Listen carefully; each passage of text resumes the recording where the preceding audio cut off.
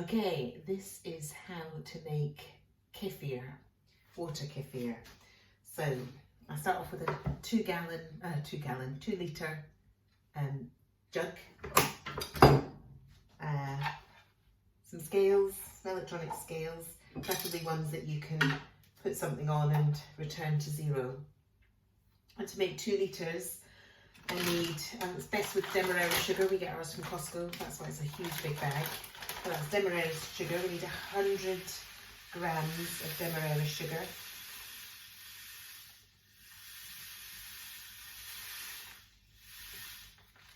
There or thereabouts.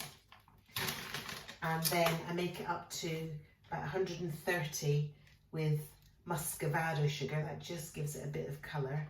So muscovado, or this one is actually soft brown sugar. Dark brown sugar.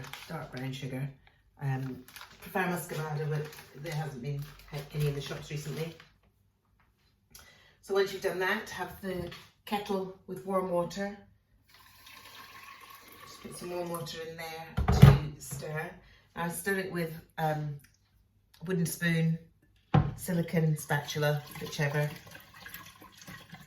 Warm water just means that it melts quickly, it dissolves quickly.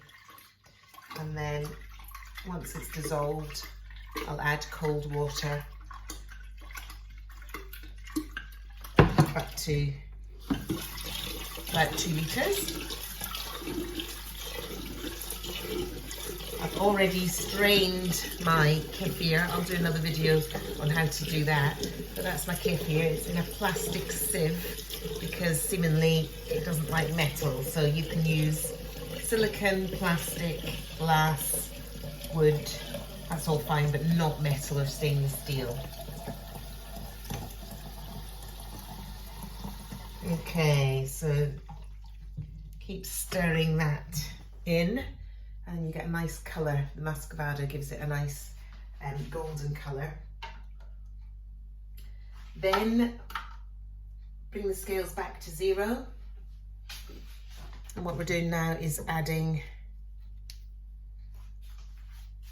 it's 30 grams of kefir to every litre. Because this is wet, I usually put a bit more in. So I put in about anything between 65 and 70 grams of the kefir grains or starter or whatever you like to call it. So that's me just put in 70. There we go. It does often double up, or you'll get a bit more or even double the amount. With that excess you can make smoothies and grind it into smoothies or whatever really. Now then you put in some fruit to flavour, some dried fruit to flavour. I tend to use a bag just because it makes it easier to pull it all out once the kefir is done. So I tend to just pop this in here, and I've experimented with different dried fruits like figs, apricots, raisins, cranberries. My favourite is apricots and cranberries. So I've got organic dried apricots. I get them from realfoodsource.com. So I put 1 in per litre, so a couple of them, and then cranberries as well. I get that from the same place, realfoodsource.com. And literally, I just guess it's just like for 2 litres, I'll put in about that much. I don't know what that is, it's different every time. I'd said about 5 grams. So yeah, put a couple more in. And then recently I've been getting goji berries, or goji berries, whatever they are, and I sometimes put a few of them in as well. They're meant to have lots of good antioxidants in, so just put a few of them in. And then the last thing I do is put in a thick slice of lemon, which I forgot to get out. I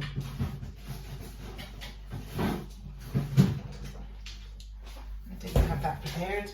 But basically a thick slice of lemon, and I squeeze it and pop that in the bag as well.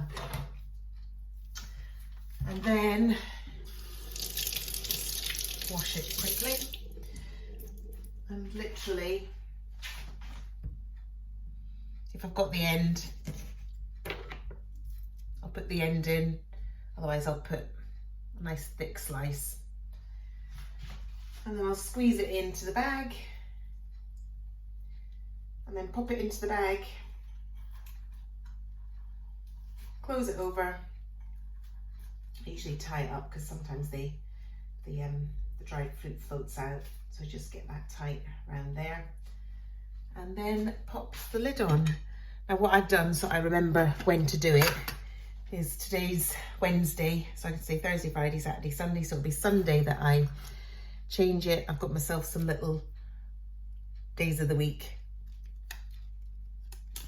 and I pop them just on a bit of blue tack on the top, so I remember when I need to get this out. So 4 days, and then this just sits in the cool room. Our coolest room is actually our lounge, so I just sit it in the lounge, but it should be out of sunlight, out of direct sunlight, and preferably in a cool place, so maybe in a garage or whatever.